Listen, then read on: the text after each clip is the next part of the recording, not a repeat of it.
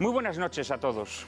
Bienvenidos a esta segunda entrega de Lágrimas en la lluvia, el programa que aspira a marcar la diferencia en complicidad con un público diferente. El asunto que hoy nos ocupa es el sindicalismo, cuando todavía están vivos los ecos de la huelga general del pasado miércoles. Asunto, pues, de candente actualidad, pero también asunto primordial para entender las grandes transformaciones sociales, económicas y políticas de la edad moderna. Habrá quienes, ofuscados por las simplificaciones ideológicas al uso, se apresurarán a dictaminar otro programa más contra los sindicatos. Y se equivocarán de pleno, pues en Lágrimas en la lluvia creemos que está en la naturaleza de los seres humanos la vocación comunitaria, que los impulsa espontáneamente a trabar entre sí relaciones que nacen de las necesidades e intereses compartidos, de esa mancomunidad de almas que hace fuertes a las personas y estrecha sus vínculos frente a las imposiciones del poder establecido. Hagamos un poco de historia. La Edad Media fue la época por excelencia de las asociaciones de trabajadores, hijas del espíritu cristiano de hermandad. En España se denominaron gremios, fueron protegidos como institución del derecho natural, llegando incluso a tener representación en cortes, y defendieron a los más débiles contra las prepotencias feudales. El espíritu de asociación, integrado en el alma y la sangre de los pueblos medievales, pasó a la Edad Moderna, aunque con la escisión protestante su pujanza empezó a declinar.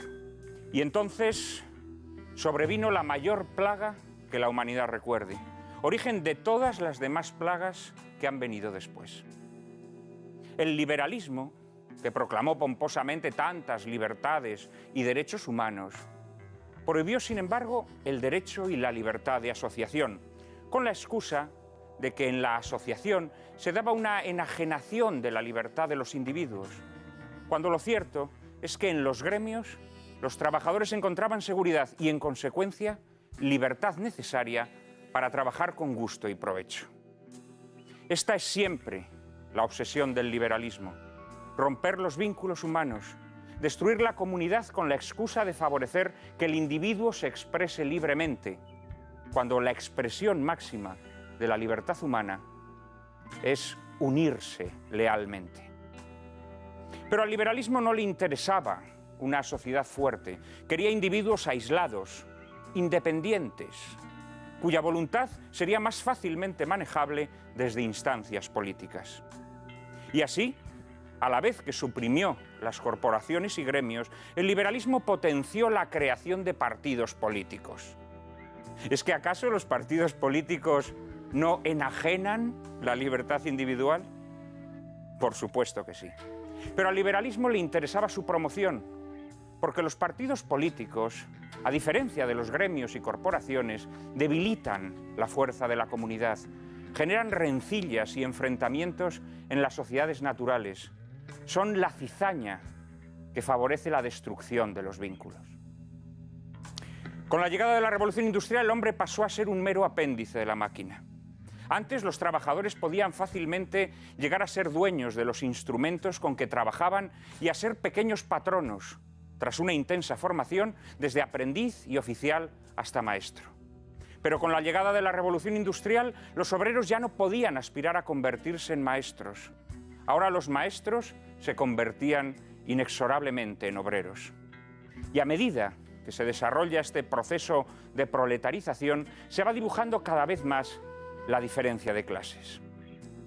Si el lema de la nefasta revolución fue libertad, igualdad y fraternidad, lo cierto es que en vez de libertad se sumió a los trabajadores en una nueva esclavitud, con un yugo que difiere poco del de los esclavos, en frase de León XIII. En vez de libertad, se fomentó la desigualdad en la posesión y disfrute de las nuevas riquezas creadas. En vez de fraternidad, nació una despiadada competencia entre obreros y patronos. Este fue el legado de las revoluciones liberales. Jornales de hambre y jornadas agotadoras, trabajo de las mujeres y de los niños y abandono de los ancianos y los inválidos, pues al liberalismo le interesaba sobremanera minar la institución familiar. Insalubridad en talleres, fábricas y minas, falta de viviendas dignas, inmoralidad y promiscuidad en los centros de trabajo, imposibilidad para que las dotes naturales del obrero fuesen valorizadas y, en consecuencia, la indiferencia brutal de los obreros respecto al éxito de la empresa.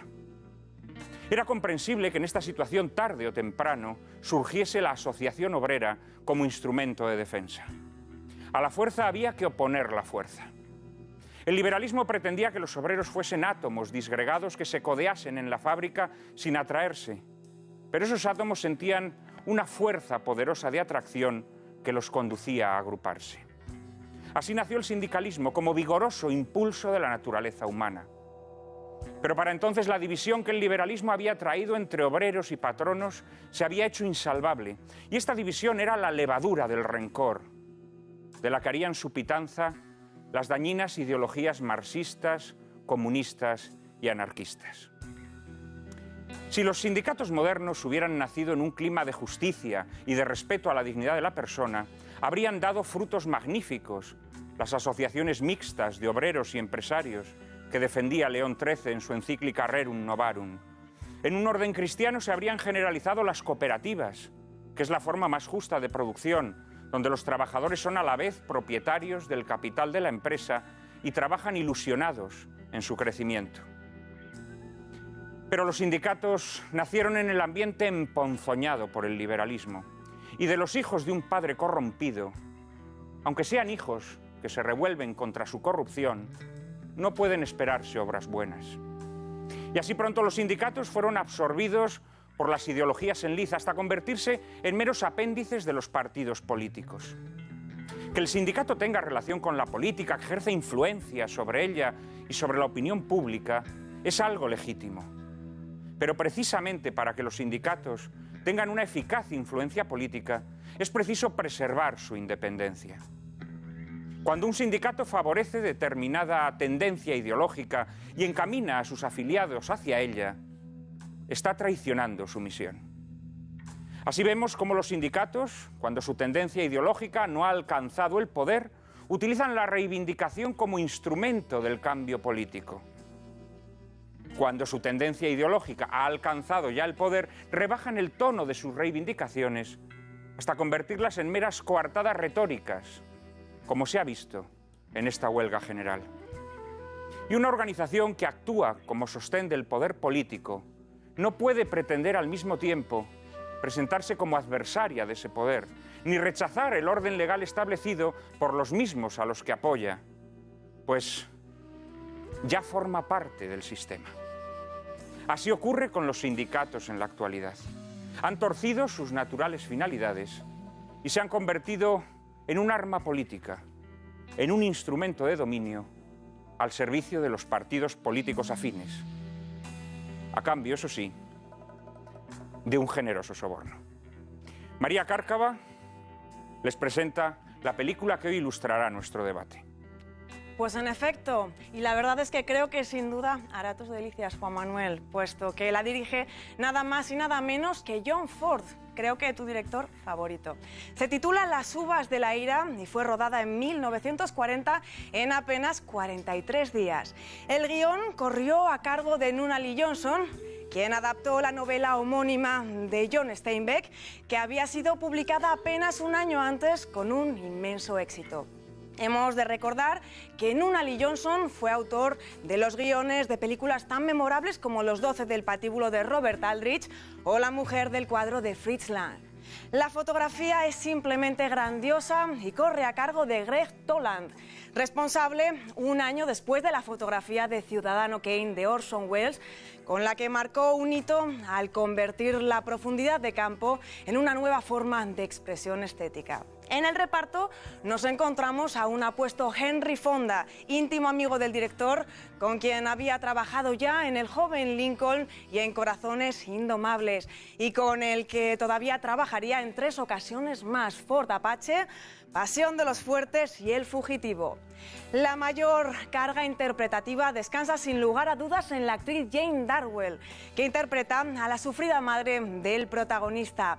Ambos les acompañan el espigado John Carradine, que fue todo un habitual en el cine de Ford, o la joven Doris Bowdon, que interpreta a la hermana embarazada del protagonista y de la que, como curiosidad, diremos que poco después de rodar el film contrajo matrimonio con el guionista de la misma, Nunnally Johnson.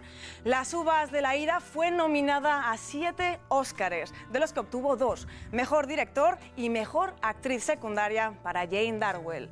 La película expone el desahucio de una familia de granjeros arrendatarios de Oklahoma, los Joad, y también de su forzosa migración a California en busca de una nueva vida tras la crisis del 29. Ford aborda de un modo delicado y sobre todo realista la toma de conciencia del proletariado y una defensa a ultranza de la familia. Cuando Orson Welles le pidieron en una entrevista que citara los nombres de los que consideraba los 3 mejores directores de la historia del cine, respondió: John Ford, John Ford y John Ford. Y tenía razón. Ninguno de sus predecesores, ninguno de sus contemporáneos, ninguno de los directores que han venido después ha alcanzado el grado de penetración en el alma humana de John Ford. Nadie como él ha conseguido convertir a sus personajes en criaturas palpitantes, trágicas y divertidas a un tiempo, llenas de aliento vital y vibración poética. Nadie ha retratado con mayor calidez y caridad los defectos del prójimo y sus anhelos más nobles. Nadie ha sabido, como John Ford, dotar de temperatura épica un instante de doméstica intimidad. En Las uvas de la ira están todas las constantes de su cine, la exaltación de la familia y la comunidad como ámbito donde el hombre es más pleno y más fuerte, la arrolladora y luminosa fe en las personas corrientes, la emoción serena ante el dolor dignísimo de la gente pisoteada por la rapacidad de los poderosos, esa gente que sufre y ama y reza y trabaja hasta el fin de sus días. Hay secuencias en Las uvas de la ira que nos ponen un nudo en la garganta, como aquella en la que Ma Joad se mira en un espejo sucio y se acerca a las orejas unos pendientes que lució allá en la juventud perdida, o como aquella otra en la que Pa Joad entra en un bar de carretera a comprar pan. Por no hablar de la secuencia final entre Henry Fonda y Jane Darwell, que es para ponerse de rodillas. No se pierdan por nada del mundo esta película magistral, áspera y conmovedora a un tiempo. Les aseguro que me lo agradecerán eternamente, porque es cine que nos hace mejores, cine que nos enseña más sobre el misterio humano que 1000 tratados de antropología y psicología juntos. Es el cine de un católico genial que nunca se pavoneó de su genialidad y que el día en el que le dieron el Oscar por esta película no fue a recogerlo porque había quedado para ir a pescar con su amigo Henry Fonda.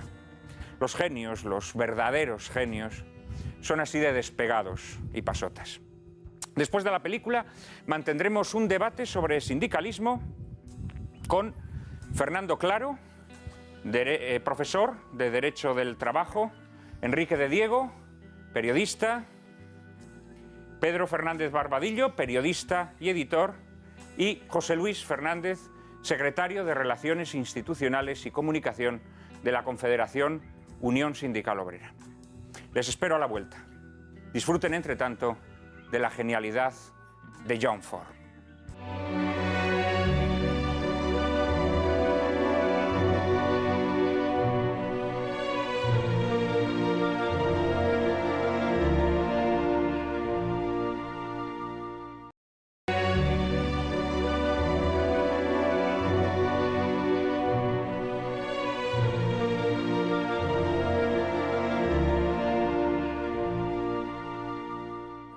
¿Ven cómo tenía razón? Ni 1000 tratados de antropología nos enseñan tanto sobre el alma humana como Las uvas de la ira. John Ford nos insinúa hacia el final de la película que Tom Joad abandona a su familia para formar un sindicato que estará en todas partes, allá donde los trabajadores lo necesiten. Pero desde que los sindicatos se pusieron al servicio de ideologías y partidos políticos, no parece tan claro que estén allí donde se les necesita. Desde entonces, más bien parece que los sindicatos están donde las ideologías los necesitan, captando prosélitos entre los trabajadores. ¿Y qué buscan las ideologías que han colonizado los sindicatos? Pura y simplemente la conquista del poder político, cada una a su peculiar manera. En el caso del anarquismo, tal conquista implicaba su destrucción. Creían la violencia como medio de purificación social, en la supresión de la propiedad privada y del Estado, en el odio a toda autoridad y la exaltación de una libertad omnímoda y descarriada. El comunismo deseaba disciplinar a las masas sindicales para derribar el capitalismo poniéndolas al servicio de la revolución y más tarde del Estado proletario. Tal utilización de los sindicatos los convirtió en terribles instrumentos al servicio del crimen, como se verificó, sin ir más lejos, en nuestra guerra civil. ¿Y qué decir de los llamados sindicatos socialistas o socialdemócratas? Observan una conducta ambigua. Por un lado, luchan contra el orden capitalista, por otra, se sitúan en el seno de este orden, lo sostienen, lo apoyan. Se presentan como organizadores de una lucha contra el orden existente que no es considerado como perfecto, pero que ya no se juzga como fundamentalmente pervertido y se ofrecen para mejorarlo. En realidad son instrumentos de lo que el gran escritor inglés Hilaire Belloc llamaba Estado servil, una especie de híbrido entre el Estado capitalista y el Estado socialista que a la vez que obliga a trabajar a quienes no poseen los medios de producción en beneficio de quienes los poseen, trata de satisfacer cierto nivel de bienestar entre los desposeídos para que no se rebelen, desde repartos de limosnillas en forma de subsidios hasta las llamadas ampliaciones de derechos. La adhesión de los sindicatos a las ideologías ha provocado un fenómeno de atomización del movimiento obrero que, aunque se enmascare con el disfraz del pluralismo, no ha hecho sino debilitarlo, causando en su seno profundas desavenencias y graves problemas de libertad interna entre sus afiliados. Sus dirigentes actúan a modo de delegados del poder establecido y los mecanismos para su renovación se dificultan cada vez más. Las asambleas de sus miembros están cada vez más sometidas a presiones de índole política. Los afiliados, en la práctica, no pueden ejercer control sobre la táctica sindical, como tampoco sobre sus finanzas. Y si se muestran críticos, se convierten de inmediato en apestados. Por no hablar de la presión ejercida sobre las conciencias en opciones políticas, culturales y religiosas. La vinculación de los sindicatos a los partidos políticos, en fin, mata su vitalismo y los convierte en una especie de sucedáneo que repite todas sus lacras. Burocracias en perpetua expansión, parasitismo a costa del presupuesto, etc. Mezclar el sindicato y el partido político es sembrar la división entre la clase trabajadora, porque nada hay que divida tanto como los partidismos políticos. Y un sindicato que se torna excesivamente burocrático, que hace depender sus burocracias de las aportaciones presupuestarias, que se pone al servicio de intereses ideológicos, es natural que acabe en manos del sistema. En el momento en el que tales aportaciones desapareciesen, el sindicato moriría de inanición. Pero, entre tanto, su connivencia con el poder ha ido provocando el cansancio o la decepción de sus afiliados, que cada vez se consideran menos representados por dirigentes que ya se han convertido en auténticos representantes institucionales, llegando a formar una especie de casta parasitaria, la llamaría nuestro amigo Enrique de Diego, cada vez más alejada de los problemas reales de los afiliados. Y así el sindicato, que había nacido fuera del Estado y a veces contra el Estado, se convierte en órgano o rehén del Estado. Ahí estamos. Para debatir sobre estos asuntos, contamos hoy con la presencia de 4 invitados excepcionales. Fernando Claro Casado, licenciado en Ciencias Empresariales, doctor en Derecho, su tesis versó sobre derechos sindicales. Es profesor titular de Derecho del Trabajo y Seguridad Social en la Universidad Pontificia de Comillas. Abogado en ejercicio, ha sido asesor jurídico de diversas empresas en asuntos laborales. Enrique de Diego, periodista y escritor, actualmente dirige el programa A Fondo en Radio Intereconomía, promotor del movimiento cívico Plataforma de las Clases Medias. Es autor de novelas históricas como El último rabino y de ensayos como Casta parasitaria, Islam, visión crítica o el recientemente publicado Chueca no está en Teherán, contra el caballo de Troya del multiculturalismo. Enrique, como habrá muchos programas en los que hablemos sobre Islam, sí, en Lágrimas en la lluvia, quedas citado. Muchas gracias por este magnífico libro del que hablaremos cumplidamente. También está con nosotros Pedro Fernández Barbadillo, licenciado en Derecho y máster de Periodismo del País. Periodista y editor, es autor de libros de tono satírico como Vocabulario para hablar con nacionalistas vascos, todo el título regado de Bs, Ks y Zetas, y Diccionario para entender a Rodríguez el Progre. Colaborador del Grupo de Estudios Estratégicos, es autor del blog Vocabulario, también con B y con K. José Luis Fernández, por último, es licenciado en Ciencias Físicas, especializado en astrofísica, entrenador de balonmano y maestro. Todo un recorrido cósmico y humano, querido José Luis. Ha sido secretario general de la Federación de Enseñanza de Uso, miembro del Consejo Escolar de Estado y en la actualidad forma parte de la Comisión del Seguimiento de Fondo de Reserva de la Seguridad Social y ocupa la Secretaría de Relaciones Institucionales y Comunicación de la Confederación Unión Sindical Obrera, USO. Y contamos, por supuesto, con la inteligencia despierta y laboriosa de María Cárcava, que según me cuenta, anda abrumada con el número de mensajes recibidos en nuestro correo electrónico. Hombre, gratamente abrumada. La verdad es que hemos recibido muchísimos correos electrónicos que de verdad agradecemos. Unos haciendo peticiones, otros felicitándonos por el programa. Pero Prada, hay dos temas, en concreto dos, que de forma muy recurrente nos piden: toros e hispanidad. ¿Habrá que hacer algo al respecto? Digo yo.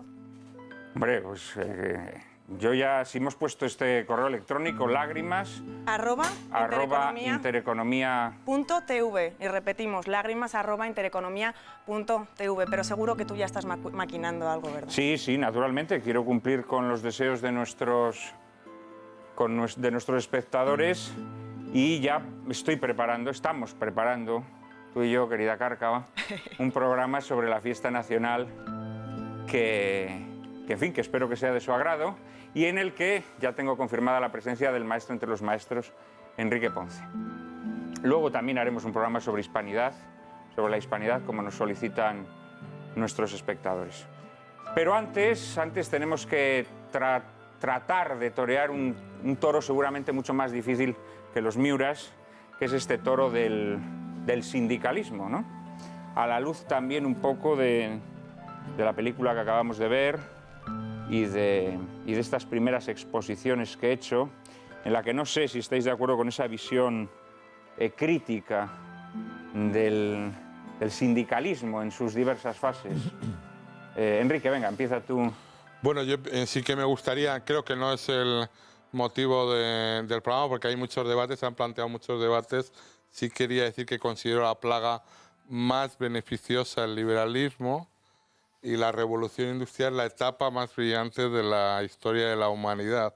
Esto vaya un poco por delante y que se desarrolla a través del desarrollo de las patentes y marcas y la ruptura de los monopolios. Por ejemplo, se duplica la población. Bueno, quería hacer un comentario no sobre la película, sino sobre esa etapa, porque es una etapa histórica que nos afecta y en ese sentido me parece que es muy oportuna esa gran película de John Ford. Primero estamos en un Estados Unidos que en el año 1932 tiene un 19% de paro. La gente puede proyectar la situación actual de España. Nosotros tenemos más. Claro.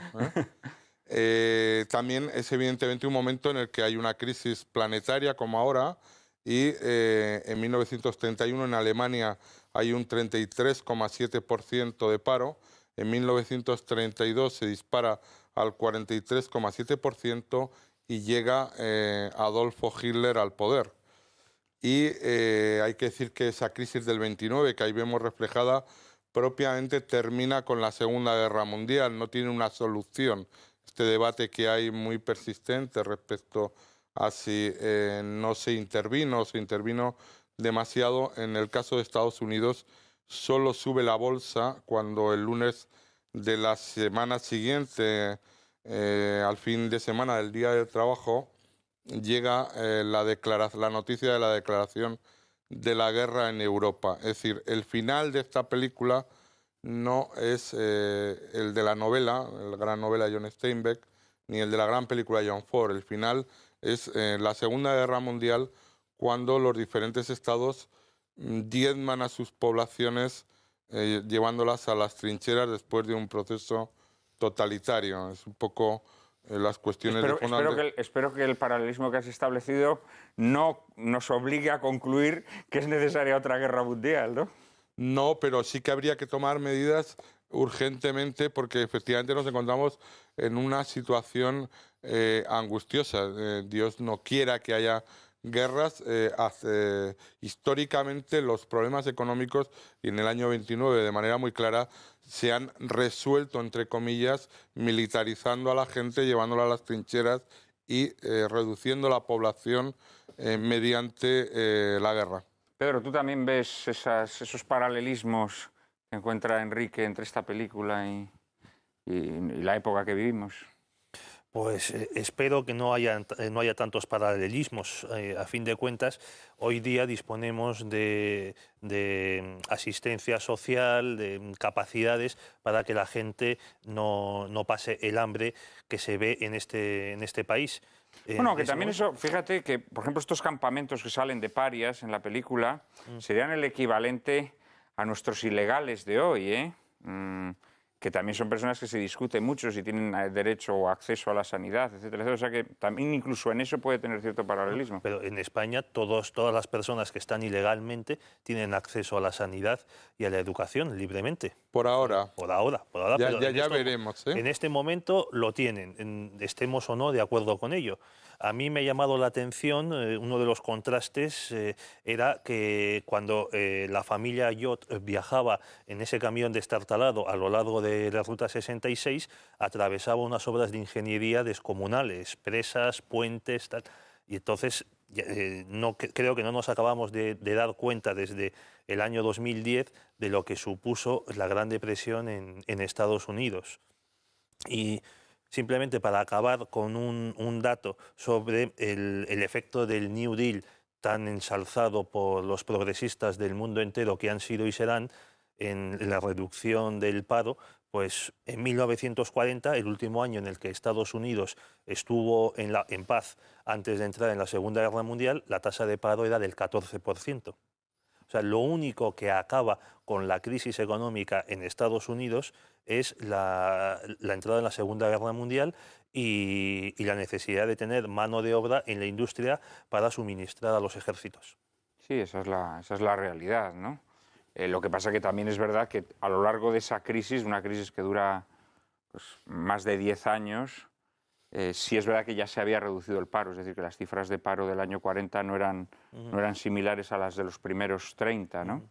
Pero sí es verdad que fue una crisis angustiosa. No sé si vosotros queréis hacer algún comentario a propósito de la película o sobre la situación social de los trabajadores. Yo quería, Juan Manuel, sí, a mí me ha gustado mucho la película, es una película verdaderamente impresionante, ¿eh?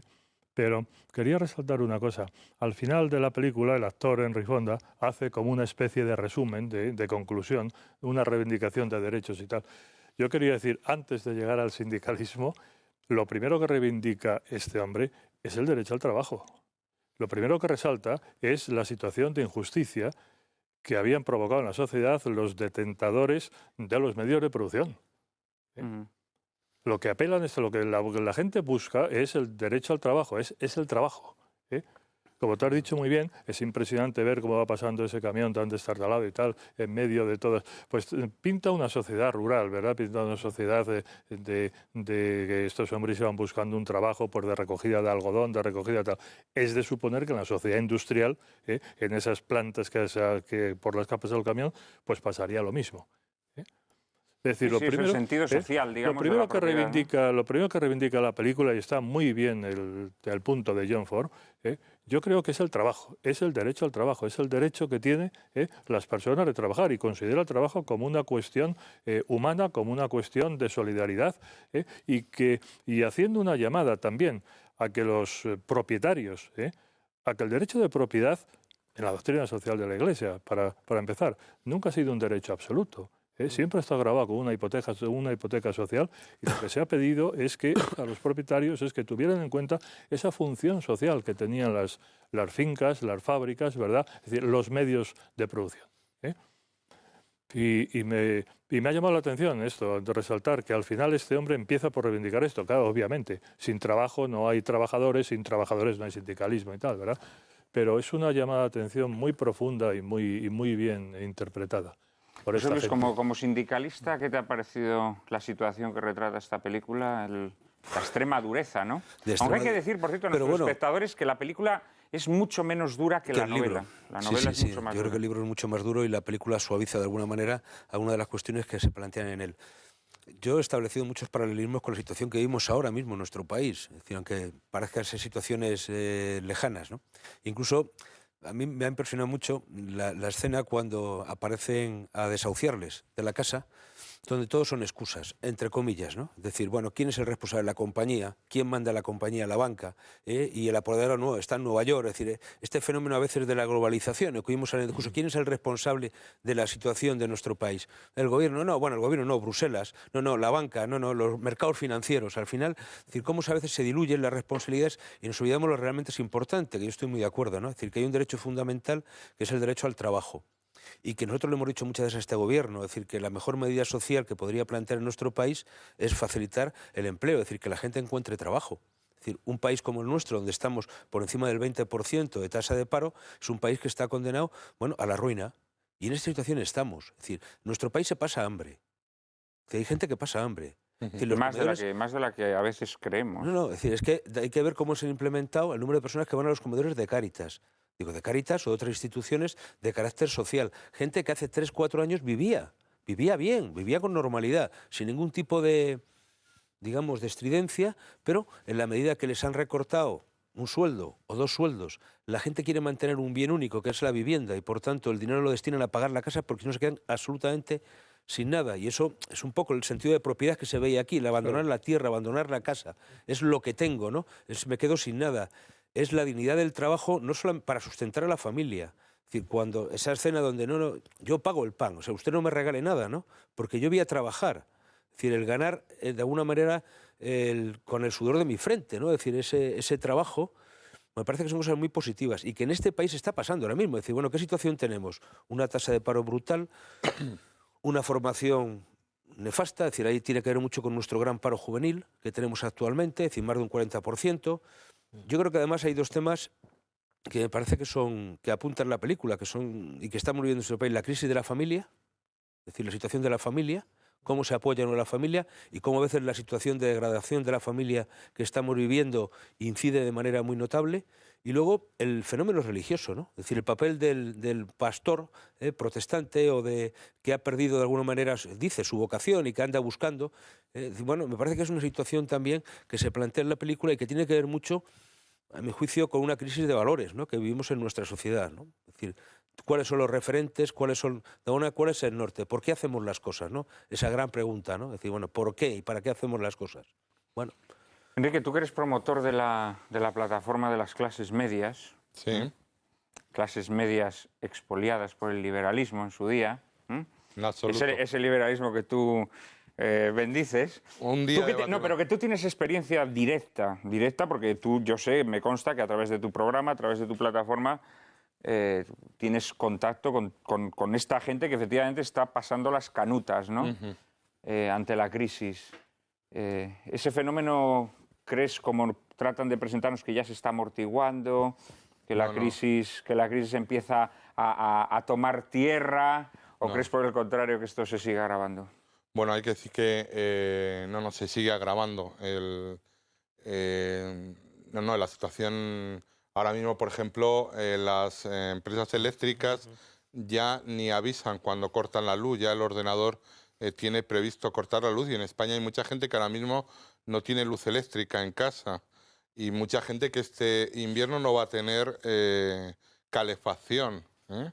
Yo creo que esta es una situación de una extraordinaria crueldad y deshumanización en la que una casta parasitaria decide engañar a la gente y ir soltando lastre. Siento disentir muy intensamente con Pedro, al que admiro tanto, en el sentido de que ahora mismo hay una asistencia social que mitiga la situación. Esa asistencia social está empezando a fallar por todas partes, está empezando a fallar el Estado. Porque además cualquiera puede entender, luego hay algunos conceptos que no entiendo, de la hipoteca social y tal. En la realidad, la poesía conviene centrarla en las cuestiones. Todo el elogio desde aquí a los empresarios que están siendo masacrados fiscalmente, expoliados, etc. Mira, datos últimos. La Comunidad de Murcia ha quitado todas las operaciones de su servicio de salud por las tardes porque no tiene para pagar horas extraordinarias. En Alicante, ayer era portada, en estos días ha sido portada en el diario Información, que los centros de atención de menores no tienen dinero para pagar a los educadores y no tienen dinero para comida. Están pidiendo créditos que ya veremos si se los conceden. En Madrid, el Ayuntamiento de Madrid, el de las noches blancas, las noches en blanco, las noches negras, lleva 10 meses sin pagar a las empresas concesionarias de basuras y las que atienden a los parques y jardines. Y este mes no se va a cobrar la nómina, según han emitido comunicados tanto la patronal como los sindicatos. La deuda que tenemos en todas las instituciones es absolutamente brutal. Así que la gente conviene que tenga en cuenta que primero que va a fallar la asistencia social, que esto es una metástasis que se va extendiendo por todo el cuerpo social, que va a fallar el Estado, que esa es la crisis en la que estamos, que el Estado ha sustituido a todo, a la familia, a la iglesia, a la empresa, etcétera, y que... Bueno, lo ha sustituido como sucedáneo, digamos, ¿no? Sí, en una competencia absolutamente desleal, y que los sindicatos, tal y como están ahora mismo concebidos, instalados en el presupuesto, generan paro, generan hambre. Esa es la situación de esta nación y conviene que la gente lo sabe.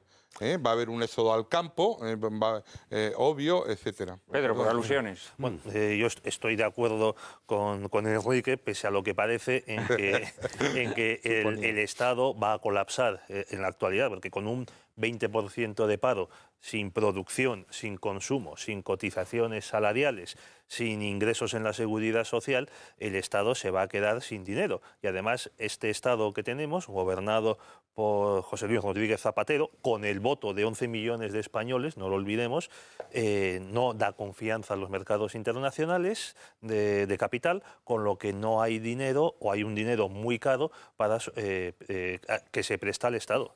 De eso estoy de acuerdo. Lo que he querido decir es que si comparamos la situación descrita en la película de gente que no tiene para comer, que incluso en Estados Unidos se llegó a caer en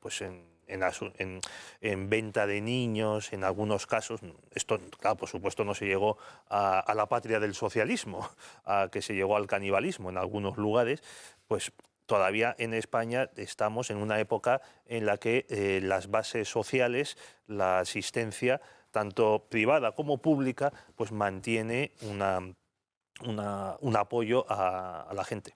Y en medio de todo esto... Otra cosa es que dentro de poco veamos que esto colapsa. La gente se está encerrando en las casas porque los medios de comunicación no dan estas noticias. Habría que ver cuál es el incremento de suicidios en España, por ejemplo. Porque yo conozco, en el sentido que comentaba don Juan Manuel, conozco casos de víctimas ya de nuestra depresión y de su depresión. O sea, la cuestión es que ahora mismo en España los medios de comunicación están al servicio de la casta parasitaria y no hablan de la gente real. Fernando, y en medio de toda esta situación que Enrique nos pinta con trazos tan oscuros, ¿cómo ves el papel de los sindicatos? Pues el papel de los sindicatos, en el momento presente. Sí creo que debemos distinguir entre dos tipos de sindicatos, el sindicato de clase, el sindicato abierto y el sindicato profesional. Pues hombre, el papel de los sindicatos, porque en España tenemos 400 y pico, creo, sindicatos registrados en el registro oficial, de los cuales la mayoría de ellos son pequeños sindicatos profesionales, pequeños como, digamos, tipo SEPLA, tipo conductores de Renfe, tipo cualquier sindicato de estos profesionales y tal. Claro, la actuación de los distintos sindicatos pues es muy diferente.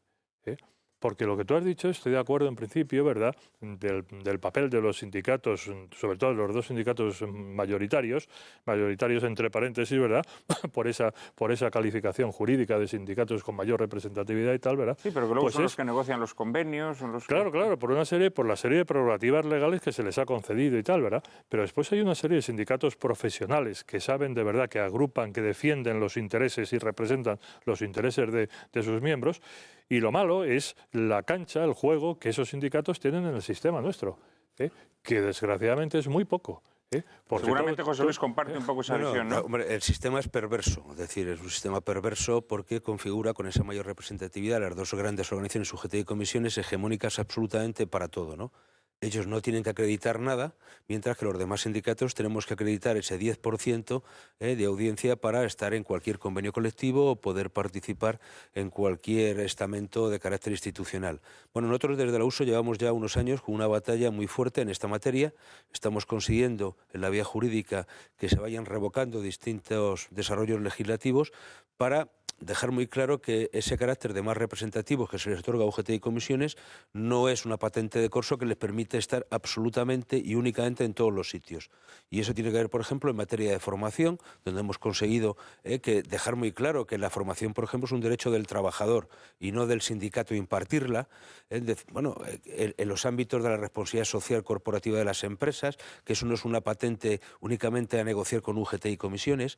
Por eso yo, cuando se habla de otras muchas partidas, ¿no? Sí, bueno, hay en las que no entráis, sindicatos en las que no entramos, como uso, ¿no? ¿Hay algún sindicato que haya abierto un comedor social? ¿Hay algún sindicato que haya abierto un comedor social? Tampoco conozco, digo, Enrique, organizaciones empresariales que los hayan abierto. Quiero decir, seguramente cada uno tiene su papel. Lo que yo te aseguro es que la uso a través de una ONG, por ejemplo, Sotermund, el descuento que nos hemos realizado por el día de huelga lo hemos destinado no a incrementar las arcas del sindicato, sino a financiar un proyecto solidario que es financiar la compra de una ambulancia medicalizada para Haití. Es decir, bueno, algunos hacemos proyectos solidarios, algunos estamos ayudando. Es decir, y te puedo asegurar que, por ejemplo, en Argentina nosotros hemos abierto varios comedores para gente auténticamente desahuciada. A través de una organización que es Pantalón Cortito, donde tenemos varios comedores donde los niños argentinos comen gracias a las ayudas que canalizamos desde la USO. Bueno, seguramente en España no lo hacemos porque hay otras entidades que lo hacen más y mejor que nosotros. Y ahí están, y ya están acreditadas en ese sentido. Caritas ha dicho que está colapsada, o sea que desde aquí un llamamiento a USO, que tiene menos medios, a UGT y a comisiones obreras, para que abran comedores sociales. Un matiz muy sencillo. Y no vayan siempre al bully, que abran comedores sociales. Por supuesto, Enrique, y estaremos en ello y lo que haga falta, ¿no? Pero yo pido también, es decir, el tema de lo social no es un tema solo sindical, es decir, las personas formamos parte de una sociedad y tan persona es un empresario como un trabajador. Y cuando tú dices que defiendes a los empresarios, yo también, porque son personas, pero con la misma vehemencia defiendo al trabajador, porque también lo es. Me parece que esto es fundamental. Pero yo quería apuntar, cuando se habla de los sindicatos en general, bueno, yo creo que a veces es injusto, ¿no? Porque UGT y comisiones hacen unas cosas que otros no hacemos. Y cuando se habla de sindicatos de partido, yo creo que hay sindicatos de partido, que los hay, y están al servicio del partido, pero hay otro fenómeno que nosotros hemos denunciado desde la USO, que son los sindicatos de gobierno. No importa tanto el partido, sino estoy con quien gobierna. Y eso también, digo, si tuviese que establecer, y esto es un análisis a lo mejor un poco simple, ¿no? UGT y comisiones, fácilmente se identifica quién es el de partido y quién es el de gobierno. Digo, son dos, entonces la cosa es muy sencilla. ¿Y USO dónde se situaría? ¿Como sindicato profesional? Bueno, nosotros como sindicato yo creo que hay dos señas que nos caracterizan, ¿no? Que es la autonomía y la independencia. Y hablamos de las dos porque la autonomía tiene que ver con la autofinanciación y, por tanto, el no depender para nuestro funcionamiento excesivamente recursos externos, nos posibilita decir lo que queremos, cuando lo queremos, y nos debemos, lógicamente, a la base que nos mantiene, que es la de nuestros afiliados. Y luego la independencia respecto a los partidos políticos, otro tipo de instituciones, ¿no? Porque nos parece que si bien hay que incidir y hay que colaborar y hay que hablar con ellos, no podemos estar supeditados en nuestro interno a lo que diga un partido, porque en la USO hay gente que pertenece a una pluralidad de partidos, y es verdad, es decir, gente que puede estar en partidos que están más, digamos, a la izquierda, con otro que puede estar más a la derecha, con toda la extrema ¿no? que hay. ¿Qué es lo que nos une? Nuestro carácter de trabajadores, de trabajadoras, de defender los intereses de la gente que está en las empresas, en su centro de trabajo, en los ámbitos de la administración pública. Fernando, para terminar este primer bloque, ya que tu especialidad es, o al menos académicamente, en un principio fueron los derechos sindicales, sobre eso escribiste tu tesis, ¿crees que la financiación de los sindicatos, tal y como está establecida en nuestro ordenamiento jurídico, es un derecho sindical o es algo más? ¿O crees que ya se pasa a otro terreno que tiene ya más que ver con el de los privilegios? La financiación de los sindicatos no está establecida en el ordenamiento jurídico. La financiación de los sindicatos es un problema de estatutos. Cada sindicato tiene sus propios estatutos. En los estatutos no, me refiero a las ayudas, subvenciones. Naturalmente que... bueno, esto también es lo que hablábamos antes, del concepto de sindicato más representativo y tal, ¿verdad? Según la Ley Orgánica de Libertad Sindical, que es la que desarrolló este concepto y tal. Fíjate que no se fija la ley en el concepto de afiliados, porque aquí damos por hecho que la afiliación es tan baja que vamos a dejar de considerar eso, como tú muy bien has dicho, pues es que el 10% a nivel estatal o el 15% a nivel de comunidad autónoma es un porcentaje realmente bajo. Pero bueno, ni los partidos políticos se les exige un 5, quiero decir. Ni eso. Pero entonces, nosotros ya no nos fijamos en el nivel de afiliación. Si hablásemos de un club deportivo, de un club de fútbol, de un club de data, pues, oye, viven de las cuotas de sus afiliados, de los que están dados de alta y de los que verdaderamente pagan, ¿verdad? Aquí no. Aquí nos hemos tenido que ir a el concepto de los delegados, miembros de los comités de empresa elegidos en las elecciones a representantes legales de los trabajadores en las empresas. Esa afición de la ley electoral sindical que hemos hecho y tal, ¿verdad? Y así, pues, se dice que hoy día, pues, comisiones tiene alrededor de 117.000 representantes, UGT tiene alrededor de 110.000, ¿verdad? Y esto contrasta muchísimo con la afiliación, que no llega a 300 o a 400.000 trabajadores de cada sindicato y tal, ¿no? Entonces, claro, la financiación, pues, no puede ser de los miembros de los sindicatos, de los afiliados a los sindicatos. Porque además aquí en las elecciones, mal llamadas sindicales, perdón, las elecciones a representantes legales de los trabajadores en la empresa, pues existe la figura del votante, tú lo sabes mejor, del votante, del simpatizante, del cotizante y del activo.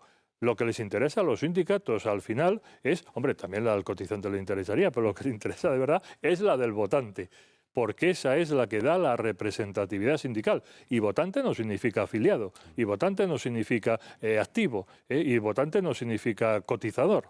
Es decir, es un señor que en una empresa hoy deposita su voto en la urna de comisiones obreras, mañana en la de uso, mañana en la UGT, según esté el sindicato implantado en esa empresa y según él lo vea. Entonces, ¿qué pasa con la financiación sindical que tú pones sobre el tapete, Juan Manuel? Pues claro que es absolutamente insuficiente porque no hay afiliados y porque en este país también es distinto ser afiliado de ser cotizante, aunque en otros países está... Luego veremos que una organización, si no tiene sustento propio, hasta qué punto es legítimo que esa falta, esa incapacidad para la convocatoria la tenga que suplir el resto de los ciudadanos, ¿no? Una pequeña pausa y volveremos con la delicada y siempre polémica financiación de los sindicatos.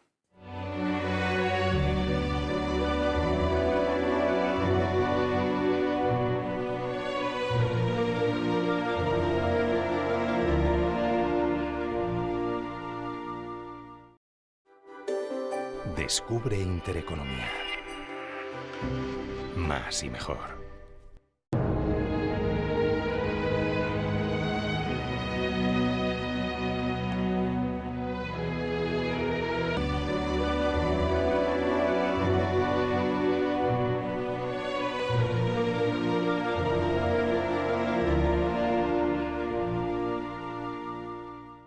Vamos a abordar el asunto de la financiación de los sindicatos, aunque antes tenía una curiosidad, José Luis.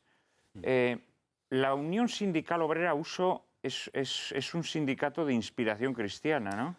Bueno, no sé si de inspiración cristiana estrictamente, pero sí en sus orígenes al menos la gente que lo pone en marcha es gente muy vinculada a movimientos cristianos de base, es decir, en concreto a la Juventud Obrera Cristiana, a la JOC, a la OAC, es decir, y es ese grupo de gente donde empiezan a desarrollar un trabajo de unificar y de unir a los obreros precisamente la defensa de sus intereses. Por tanto, en la USO se mantiene una cierta tradición en este sentido, ¿no? Y de colaboración con lo que han sido los sindicatos cristianos en Europa, básicamente con los sindicatos belgas, en concreto con la Confederación de Sindicatos Cristianos, la CSC, con las organizaciones francesas, la CFTD. Es decir, ha habido una tradición yo de alguna manera lo resumiría en un hecho muy sencillo, ¿no? Es que en la USO ponemos a la persona en el centro de nuestra actividad, que seguramente es lo que nos ha quedado de esa proyección de lo que ha sido el origen del sindicalismo cristiano en nuestro país y en Europa, ¿no? Es decir, básicamente el que el centro de la actividad sea la persona, el ser humano, y él es al que dedicamos nuestros esfuerzos, ¿no? Y eso yo creo que se mantiene desde los orígenes hasta nuestros días. Pues José Luis, me gustaría hacer una reivindicación del sindicalismo católico. O sea, en España los primeros sindicatos y las primeras cooperativas las organizan católicos, vinculados muchos de ellos al carlismo, y hasta, según los estudiosos, hasta los años demenciales del sexenio revolucionario, entre 1868 y 1874, no existen sindicatos, digamos, marxistas, socialistas, tal. Estos sindicatos que se llaman libres se mantienen durante muchos años, incluso en Barcelona son diezmados por los pistoleros de la CNT. En 1923 se produce el golpe de Estado del general Miguel Primo de Rivera y con esa clarividencia de los liberales, Juan Manuel... Bueno, salvo Enrique. Salvo Enrique. Bueno, liberales, Enrique liberales ya ha pasado. Liberales... A Enrique lo dejamos aparte. Creo que se ha referido, Pedro, a otro momento glorioso de la historia de España, que es la gloriosa, que la has desacreditado de una manera. Pensaríamos. Sí, entonces añadir simplemente Enrique y luego nos replica, sino... Entonces, el directorio militar que se instaura, apoyado por la monarquía y por la estructura de la restauración liberal, no apoya a esos sindicatos libres católicos perseguidos a tiros por la CNT, sino que apoya a la Unión General de Trabajadores, vinculada al Partido Socialista. No olvidemos que don Francisco Largo Caballero, luego llamado Lenin español, fue consejero de Estado de la dictadura militar de Miguel Primo de Rivera. Claro, pero eso es evidente, pero ¿por qué apoyan a esos sindicatos? Porque esos sindicatos son los que hacen más frágil y debilitan más a la clase obrera frente a un sindicato católico que lo que crea es comunidad. Y perdón, la UGT aprovechó el favor de la dictadura militar para laminar a la CNT. Sí, y entonces quedarse con las masas obreras. ¿Cuál era la restauración liberal? Porque yo me he perdido. ¿Te refieres al de Cánovas? De Cánovas, pero hombre, Cánovas es claramente pensamiento conservador. No empecemos a trastocar. El señor Cánovas, en último término, hubiera aceptado el término liberal conservador, pero nunca el liberal. Quisiera comentar, José Manuel. Sí, perdón, Fernando. Quisiera comentar, de acuerdo con lo que han dicho nuestros compañeros de esta noche. Efectivamente, la Iglesia siempre ha reconocido el derecho de asociación como una manifestación de la naturaleza social y comunitaria del hombre, dentro de los principios de justicia.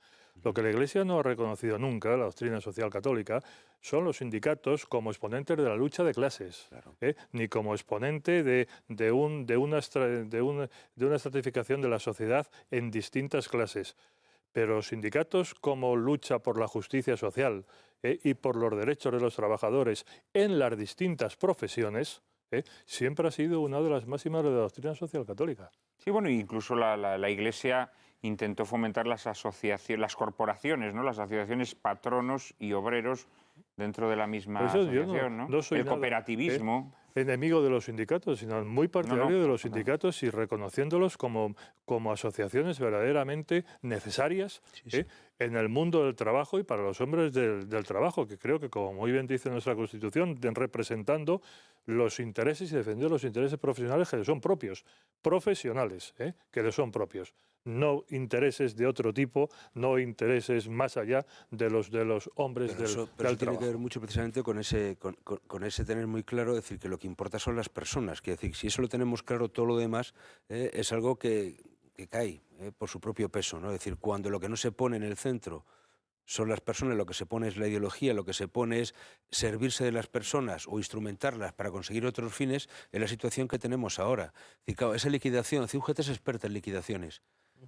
Lo digo porque una liquidación se sufre durante la transición, es decir, la UGT no existía en España. Y quien estaba Como era el PSOE. como el PSOE, es decir, aquí quien existía, el sindicalismo que se veía en España era el de la USO y el de comisiones obreras, que es los que estábamos aquí. Y los que estábamos combatiendo contra el sindicalismo vertical que es imperante entonces. Y si nos presentamos en las primeras elecciones en aquella época, UGT no existía, no se la conocía. Bueno, llegó, Bueno, pues fijaos vino, de aquella época que y no se la- de esas épocas, de alguna manera después, el peaje para que la UGT se sitúe donde esté, una buena parte de ese peaje es el desmantelamiento de la USO. Es decir, con una operación de caza y captura de cuadros y dirigentes de la USO, precisamente por distintas Bueno, prebendas hacia la ojalá UGT. tuviéramos un sindicalismo como, por ejemplo, el alemán, en el que, por ejemplo, la huelga política está prohibida, en el que existe una cogestión y en el que se ofrecen servicios a los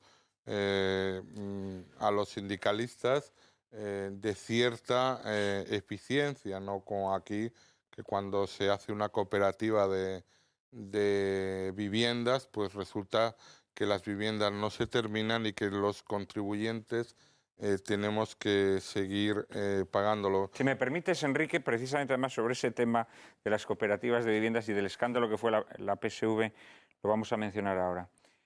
Vamos a hablar un poco de la financiación de los sindicatos, que es una tarea ardua, casi imposible, dada la selva de datos no plenamente contrastados que se maneja. Ni las administraciones públicas ni los propios sindicatos gustan de ofrecer cifras nítidas que acaben con los rumores, tal vez porque el conocimiento exacto de tales cifras causaría escándalo. María Cárcava tiene algunas cifras clarificadoras. Bastante. A la hora de enumerar las ayudas públicas recibidas por los sindicatos, deberíamos comenzar mencionando la Ley de Cesión de Bienes del Patrimonio Sindical Acumulado, aprobada, por cierto, en 1986 durante el mandato de Felipe González. Mediante dicha ley, el uso y disfrute de los bienes, especialmente inmuebles que integraban el patrimonio de los sindicatos verticales de la época franquista, fue cedido gratuitamente a los sindicatos actuales. El reparto se hizo de manera desigual. Por ejemplo, Comisiones Obreras y UGT se quedaron con 2,5 veces más metros cuadrados de inmuebles de lo que les habría correspondido, atendiendo a su representatividad. Además, la citada ley abordaba la restitución a los sindicatos de los bienes que les hubiesen sido incautados durante la Guerra Civil o, en su defecto, el abono de su valor de mercado. El Real Decreto Ley 13/2005, impulsado por el gobierno de Zapatero, modificó esta ley eliminando la exigencia de que tales bienes hubiesen sido incautados y entendiendo que también deberían ser restituidos a los sindicatos aquellos bienes que hubiesen pertenecido a cualesquiera personas jurídicas afiliadas, asociadas o simplemente vinculadas a la organización sindical reclamante. Por resolución del Consejo de Ministros de 24 de noviembre de 2006, UGT recibió más de 150 millones de euros, que curiosamente era la misma cantidad que por esas mismas fechas debía al ICO por haber sido declarada responsable civil subsidiaria por los fraudes en la construcción de viviendas sociales de la PSV. Más datos. Sigamos con las subvenciones que perciben los sindicatos. Desde que José Luis Rodríguez Zapatero alcanzase el poder, UGT y Comisiones Obreras han visto cómo los recursos públicos asignados a su financiación se han incrementado un 50%. Pero sobre todo, las dos centrales han visto cómo en el mismo periodo y con la crisis de fondos se disparaban las subvenciones destinadas a financiar la llamada Fundación para la Prevención de Riesgos Laborales, en la que también participan, además de UGT y Comisiones Obreras, la patronal COE, hasta multiplicarse por 4 en apenas 5 años, y eso sí quiere decir que desde los 12 millones concedidos en 2004 han ascendido hasta los más de 47 en 2009. Sindicatos como USO no participan de estos fondos. Más datos. Por otro lado, en 2009, Comisiones Obreras recibió de la Administración Central un total de 96 millones de euros en subvenciones diversas, los mismos que la UGT. A estas cifras deben sumarse las ayudas que reciben de las administraciones autonómicas y de otros entes públicos. Especialmente cuantiosas fueron las ayudas repartidas entre las organizaciones sindicales para cursos de formación, que ascendieron a casi 29 millones de euros, a los que habría que sumar los que reciben de las autonomías. La Junta de Andalucía, por ejemplo, distribuyó subvenciones para cursos por valor de más de 8 millones de euros a comisiones obreras y otro tanto para la UGT. Tales cursos, que por cierto se pagan por adelantado, es decir, antes de conocer su contenido, deberían tener como cometido la mejora de la formación profesional de los trabajadores. Pero basta que echemos un vistazo a sus contenidos para descubrir que los sindicatos están mucho más interesados en utilizarlos como vía de adoctrinamiento ideológico. Así, por ejemplo, UGT imparte cursos como el llamado Educación Afectivo-Sexual desde una perspectiva de género o igualdad de género en las aulas, en perfecta consonancia, claro está, con las tesis de ingeniería social promovidas por el gobierno de Zapatero. Basta leer la declaración de principios que FETE-UGT, la rama sindical de la enseñanza del Gran Sindicato Socialista, ha hecho para entender este propósito ideológico y adoctrinador. Vamos a verlo. En FETEFORM somos conscientes de la importancia de la educación en valores en la formación integral de las personas, pero sobre todo creemos que la educación es el arma más poderosa para hacer del mundo un lugar más justo, solidario, sostenible y equitativo. Estamos trabajando por el modelo de educación que defendemos. Una educación que forme a ciudadanos y ciudadanas comprometidos con la sociedad y el tiempo en el que viven. Ciudadanos y ciudadanas conscientes de los retos del siglo XXI, con capacidad crítica para abordar los desafíos de la mundialización, la igualdad, la diversidad, el medio ambiente y la justicia social. No me digas que este texto que nos acaban de leer no haría las delicias para cualquiera de tus vocabularios, ¿eh? Tiene todos los tics del lenguaje ideologizado, ¿no? Progresista, ¿no? La educación como herramienta, como arma poderosa para formar nuevas generaciones, educadas, por supuesto, en los valores que interesa, etcétera, etcétera. Es un poco espeluznante, que los cursos que se supone que son de formación laboral, que organizan los sindicatos, se dediquen a enseñar educación afectivo-sexual según la ideología de género, igualdad de género en las aulas, en fin, toda esta alfalfa ideológica feminista, progresista, etcétera. Es bastante escalofriante, ¿no? Es curioso cómo esta neolengua y estos nuevos conceptos parece que son el signo de identidad de la actual izquierda. Es decir, la izquierda que conocíamos, al menos en mi caso, desde pequeñito, pues era la izquierda que quería hacer la revolución, que hablaba de la propiedad colectiva de los medios de producción, que quería pues la revolución, que siempre estaba pendiente, tal. Ahora, en cambio, parece que la izquierda lo que quiere es el afecto. No se sabe muy bien para qué. Para pervertirlo. Probablemente. Bueno, históricamente hay que decir que eso que llamamos la izquierda o la UGT, expresamente, y el PC, lo que han querido ha sido exterminar a las clases medias físicamente. Esa es la propuesta del manifiesto de comunista y también, por supuesto, del programa del Partido Socialista Obrero Español Fundacional. Pero estamos en el tema de los sindicatos. Yo creo que conviene que la gente sea consciente de dos cuestiones. De que aquí la afiliación es obligatoria y es universal. Es decir, a mí, para utilizar análisis de individualismo metodológico de Karl Popper, me obligan a estar afiliado a comisiones obreras, cosa que detesto.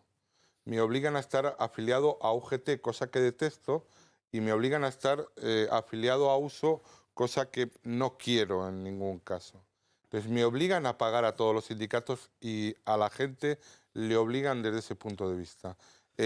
Quizá no nos va a dar tiempo a explicarlo, pero la gente puede ver que esto ya lo explicó Friedrich Hayek con mucho detenimiento. Es decir, esto genera paro. Es decir, los sindicatos ahora mismo en España son enemigos declarados de los trabajadores.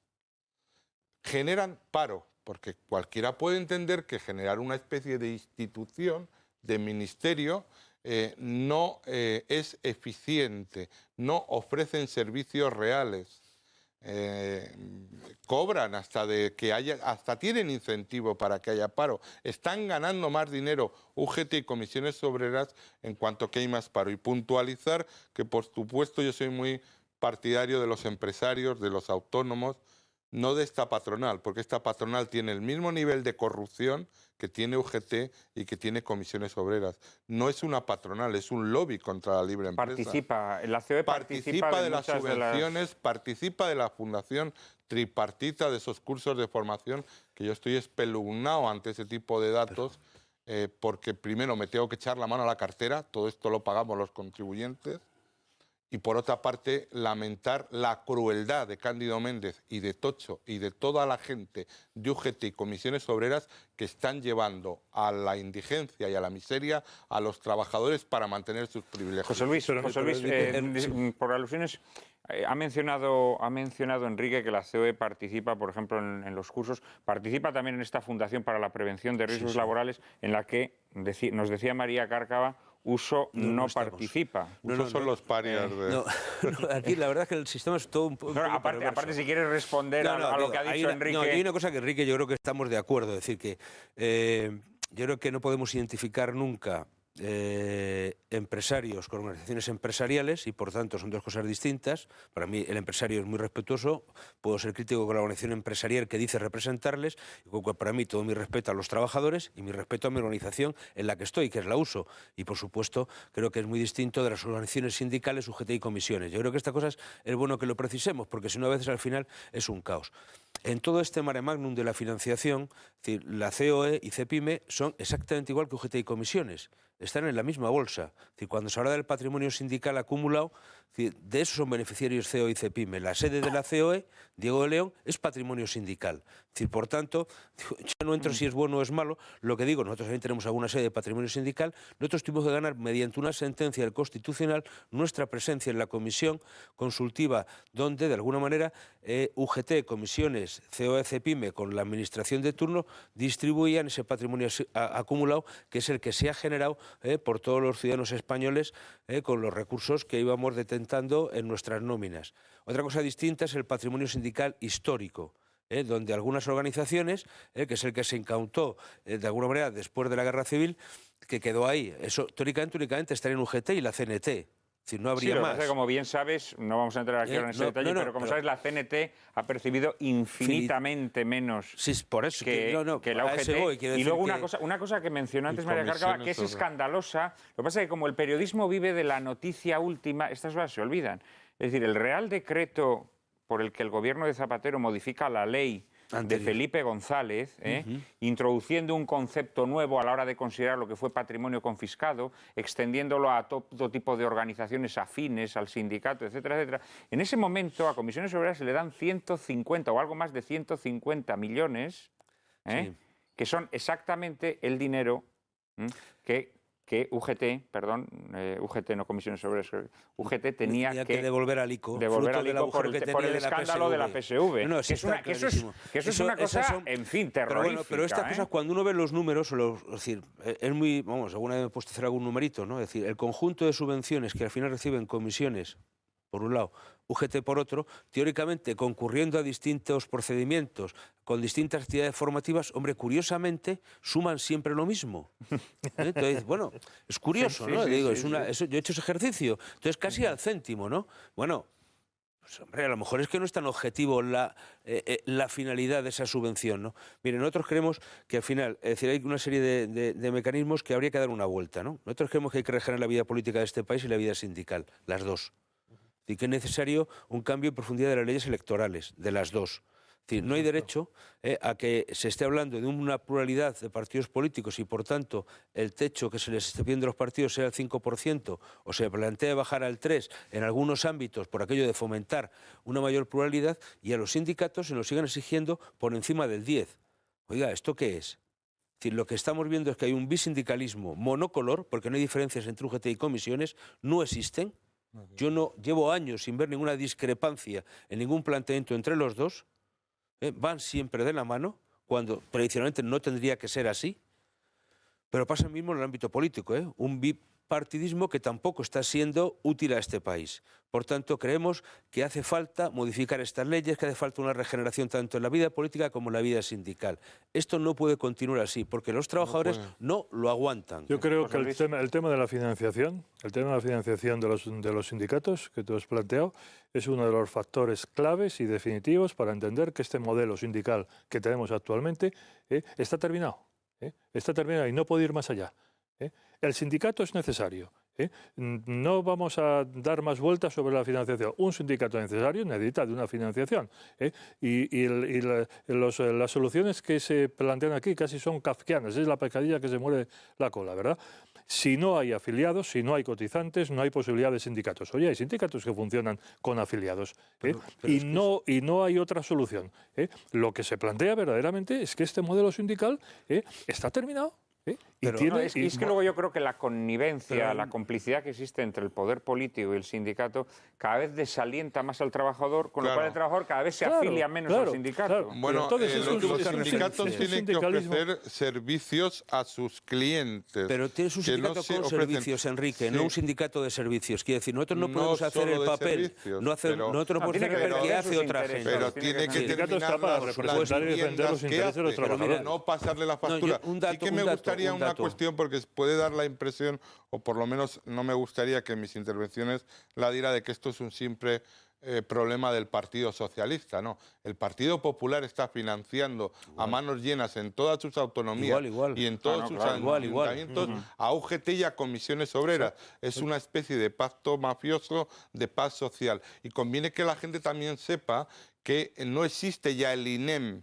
El INEM autonómico está entregado a UGT, a comisiones obreras y a COE. O sea, cuando se habla de lo mal que funciona el INEM, es por culpa ahora mismo, los responsables directos son UGT, comisiones obreras y la patronal. Por ejemplo, el SERVEP de la Comunidad Valenciana son un consejo de administración en el que hay una figura retórica que es el conseller de empleo, y son 4 representantes de UGT, 4 de comisiones obreras y 8 de la patronal. No me extraña que después María Dolores de Cospedal, como si el Partido Popular fuera un partido socialista, que es lo que a mí me parece, diga que no hay problema con los liberados sindicales. Claro, porque entre otras cuestiones, al cuestionar la financiación de los sindicatos, se cuestiona también la financiación de los partidos, porque ¿por qué los contribuyentes tenemos que pagar a Ferrad y a Génova? ¿Por qué? ¿Por qué? Es que esto es un nivel en el cual se dedican a expoliar a las clases medias. Enrique, sin embargo, el Partido Popular está lleno de liberales como tú. Es que este país, entre liberales... En la FAI, al 100% subvencionados. Entre liberales y liberados sindicales, este país es un contradios. Una pausa y volvemos.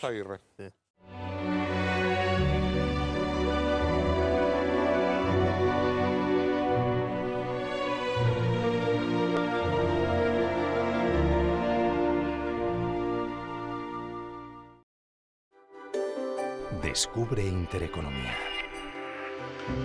Más y mejor. Era tan sensible y tan poquita cosa.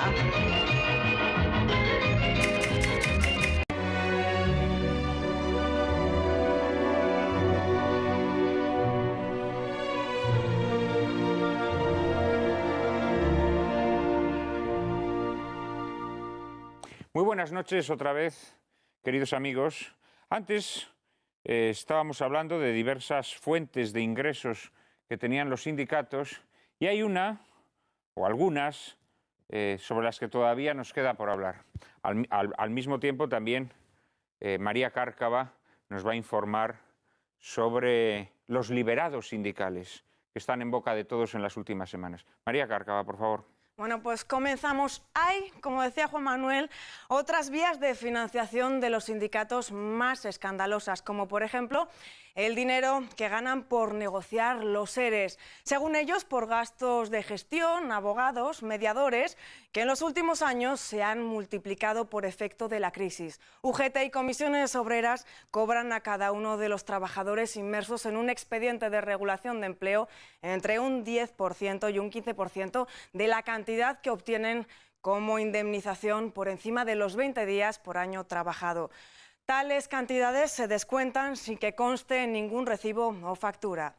Y luego concluimos con la célebre figura de los liberados sindicales, a quienes paga su sueldo íntegro la empresa en la que están contratados y, por lo tanto, la administración en el caso de los empleados públicos. Establecer su cifra es una tarea harto imposible. La COE asegura que en el sector privado existen unos 4.200 liberados que dedican toda su jornada a las cuestiones sindicales.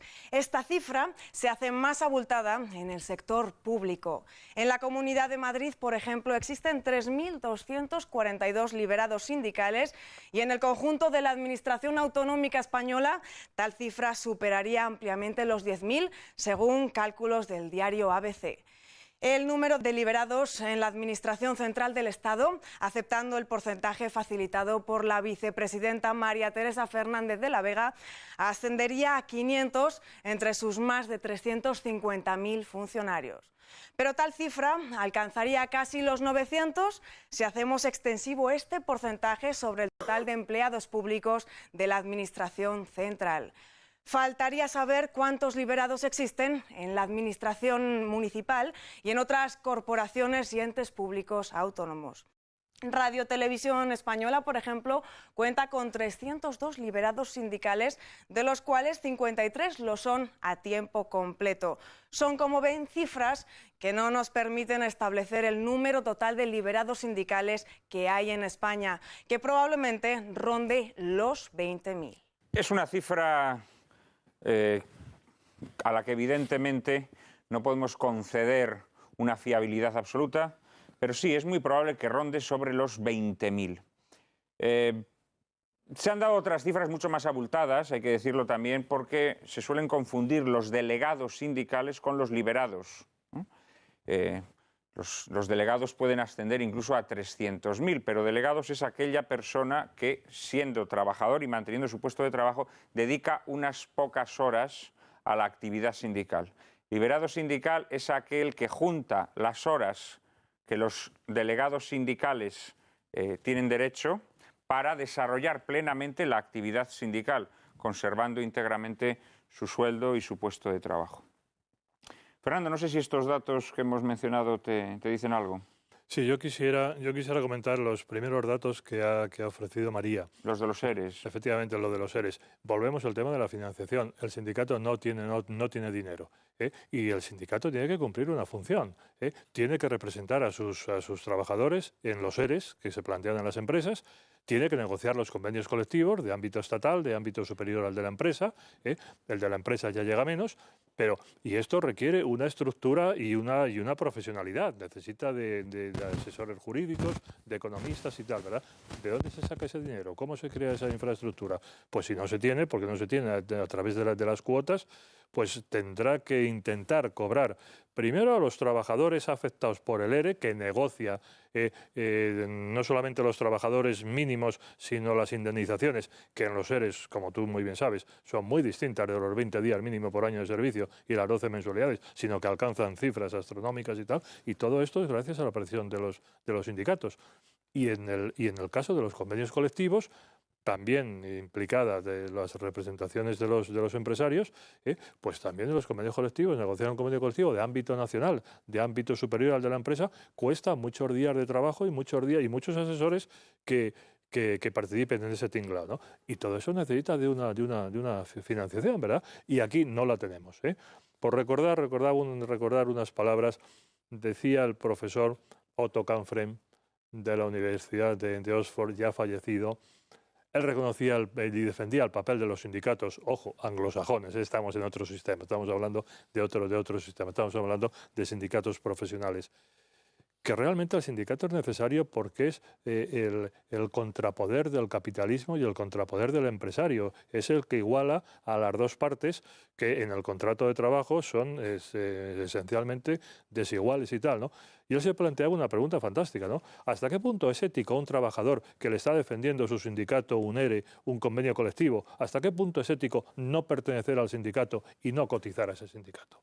Son preguntas fantásticas, ¿verdad? Que quedan ahí. Claro, y origen de los problemas que tenemos. Pero eso tiene que ver mucho con la cultura. Yo creo que, decir, y cómo en este país, es decir, ha habido, bueno, durante estos últimos años, ha habido precisamente, yo creo, un desafecto respecto a los aparatos sindicales que han representado UGT y comisiones, donde ellos han intentado, en fin, más allá de la voluntad de los trabajadores, hacer simplemente, bueno, pues un instrumento, digamos, un instrumento al servicio, en este caso, del poder, y volvería a ese planteamiento inicial que teníamos, más allá de otras organizaciones sindicales que nos creemos realmente que tenemos que estar al servicio de los trabajadores, y para eso estamos. Y, por tanto, para nosotros sí que es importante la afiliación. Es decir, la USO, todos los que tenemos son cotizantes, ¿eh? Si no se cotiza, no se es afiliado a la USO. Esto me parece que es un dato significativo. Y nosotros, en nuestra acción sindical en la empresa, lo que le pedimos a la gente es la afiliación. Cuando la gente va a hacer una consulta al sindicato, al servicio jurídico, y esta cosa tan coloquial que al final la gente acaba diciéndote, ¿cuánto le debo? Mire, no me debes nada. Relléname la hoja de afiliación, que esto es lo que me interesa. Esto es lo que a mí me da garantías de continuidad. Esto es lo que me da mi independencia. Por eso la uso, es decir, en esa estructura que es necesaria, nosotros nos estamos autofinanciando por encima del 80% con las cuotas. Hombre, no somos UGT de comisiones en tamaño, pero proporcionalmente nosotros negociamos más de 500 convenios colectivos de carácter nacional. Y lo negociamos con nuestra gente, con nuestros asesores. Y eso, ¿por qué responden a los intereses que representan? Porque no necesitamos el recurso externo para funcionar, porque estás pillado. Os pongo un ejemplo muy sencillo. Acá, el último ERE que hemos negociado, una empresa de Asturias, bueno, vamos a decir el nombre porque es emblemática, Chupachus, que se ha ido... Bueno, ya se ha por ahí de manifiesto primero que lo de reforma laboral es un camelo, se han pagado más de 45 días en el ERE. Luego el dinero no era causa para despedir. Y nosotros no hemos cobrado un duro por la tramitación de ese a ningún trabajador. Otros no sé lo que habrán hecho. Digo, todas las condiciones. Porque lo que le interesa es liquidar la empresa, simplemente. Entonces, cada uno tiene sus responsabilidades. Es decir, aquí hay algún empresario que en un momento determinado lo que le interesa es liquidar simplemente la empresa. Entonces, me parece que simplemente un apunte con el tema de la autofinanciación. Nosotros nos creemos que es esencial. Si no nos autofinanciamos, no seremos autónomos, no seremos independientes. Este refrán tan popular que nadie muerde la mano del que le da de comer. Por tanto, no se podrá confrontar con aquel que te está manteniendo. Y el problema de UGT y comisiones es que le están manteniendo mucho y en cantidad. Pero es que UGT y comisiones han desarrollado ya tal aparato que ya es que es imposible que se autofinancien nunca manteniendo esas burocracias que han creado, es imposible. Bueno, es decir, aunque se afiliaran de repente todos los trabajadores ya... es una infraestructura. Pero por eso, Juan Manuel, yo digo que este modelo de sindicalismo está finiquitado. Yo pienso exactamente lo mismo. No tiene salida. Y luego, claro, si sumamos además la situación delicadísima, porque claro, los sindicatos no pueden seguir escenificando que el empresario es el enemigo. No pueden seguir escenificando eso cuando realmente quien está oprimiendo en estos momentos a los trabajadores son las leyes del Estado, del gobierno. Claro, o sea, eso ya es insostenible. Por otra parte, en el capitalismo financiero o posfinanciero en el que estamos inmersos, claro, seguir simbolizando en el empresario el enemigo del trabajador empieza ya a ser una locura. Yo creo que a veces el empresario tiene su enemigo en la propia organización empresarial, sobre todo el pequeño empresario. Eso sería otro tema. Habría que dedicar otro programa a las organizaciones empresariales. Pero, Pedro, tenías la palabra. Muchas gracias. Después de lo que ha dicho Fernando, te quería hacer una pregunta a José Luis. Si, como ha dicho Fernando, los ERES son un medio de financiación de los grandes sindicatos, ¿no puede llegar un momento en el que a los sindicatos les interese que haya ERES para financiarse más? Claro. De luego a nosotros no. De luego nos interesa, porque lo he dicho al principio, a nosotros el valor más esencial es el valor del trabajo, ¿no? Y por tanto, todo lo que tiene que ver... Si hay un sindicato que cobra de cada afectado por el ERE, entonces lo que le interesa es que haya muchos afectados. Claro, eso se llama, en doctrina económica se llama incentivo. Claro, bien. No estamos juzgando la lógica los del mal. de la gente. Pero bueno, seguramente somos ángeles caídos. Pero eso sería... Yo voy a defender una lanza por los colegas.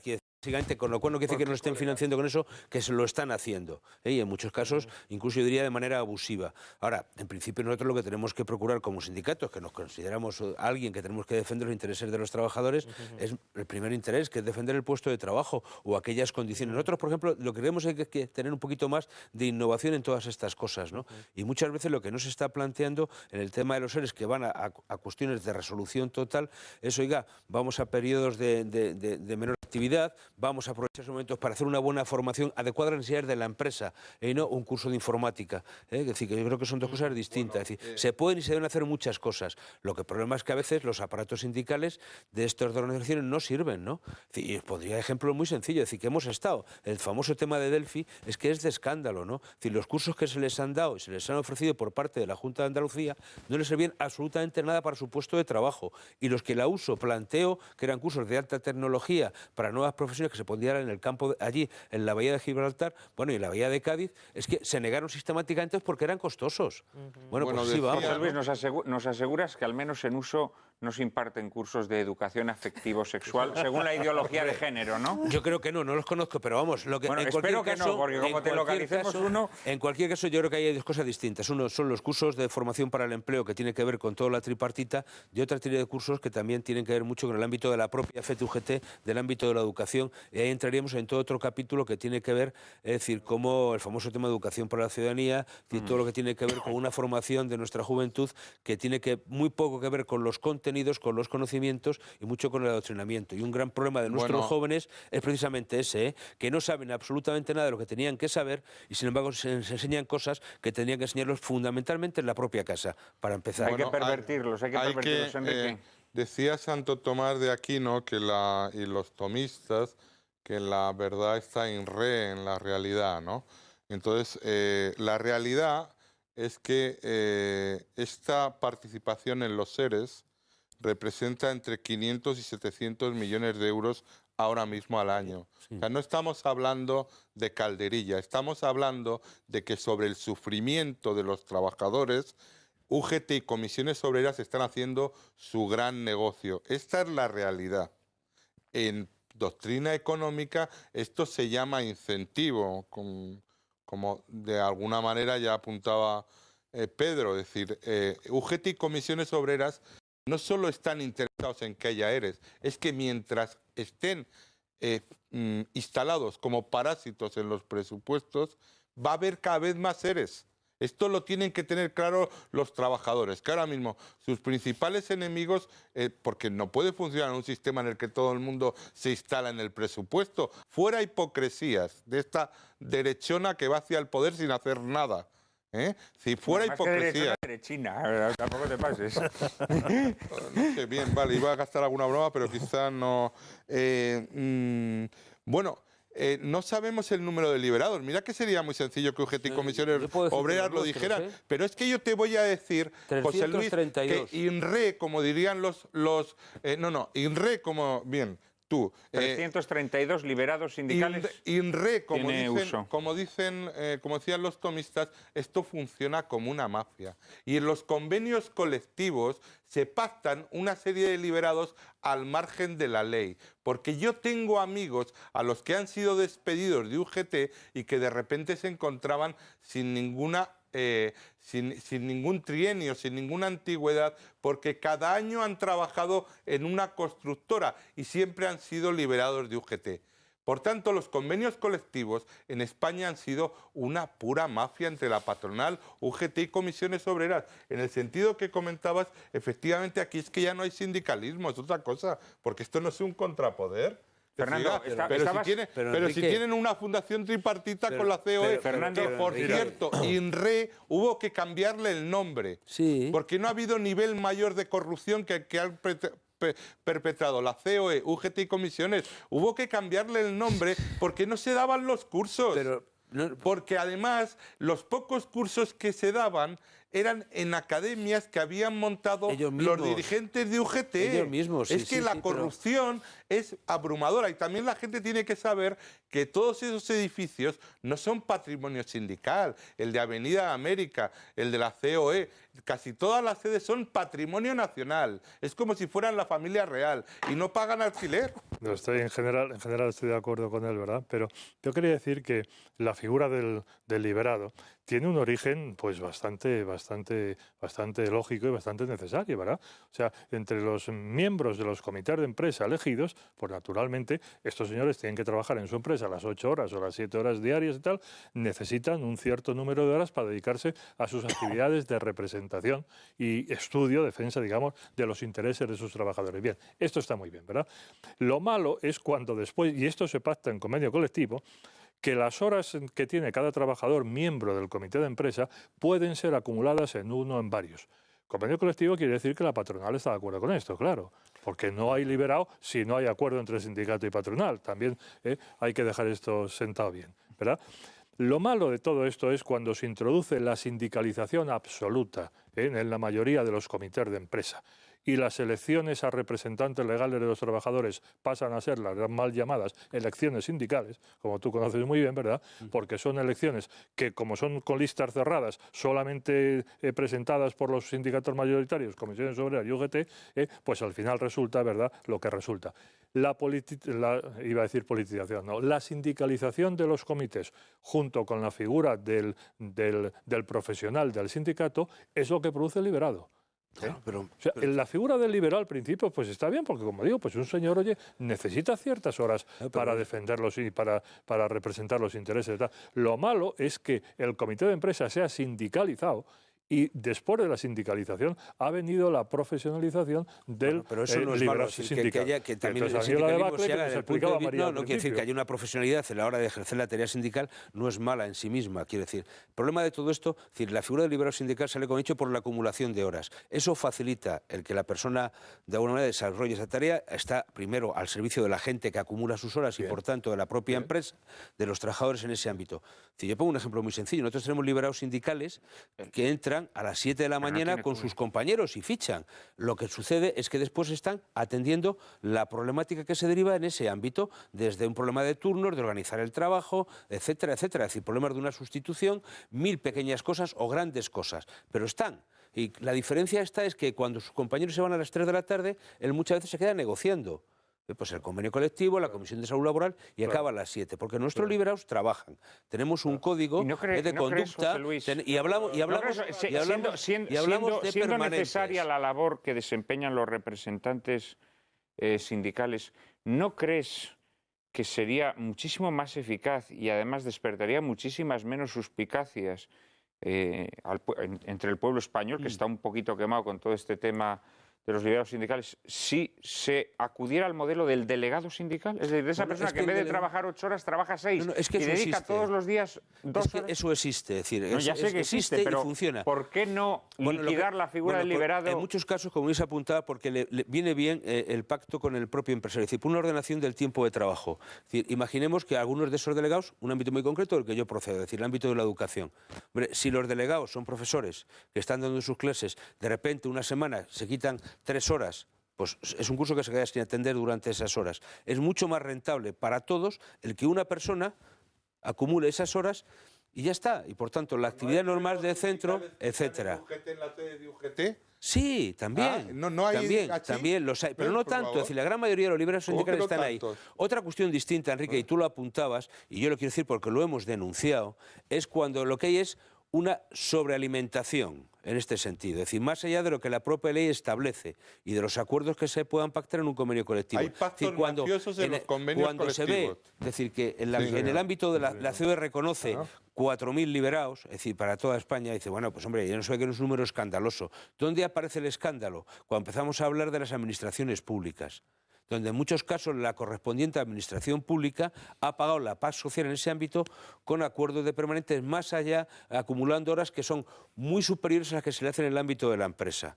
Y cuando ahora doña Esperanza Aguirre lo que plantea es reducir el número de liberados, diciendo que va a volver a la legalidad, oiga, es que usted les ha mantenido por encima de la legalidad entonces.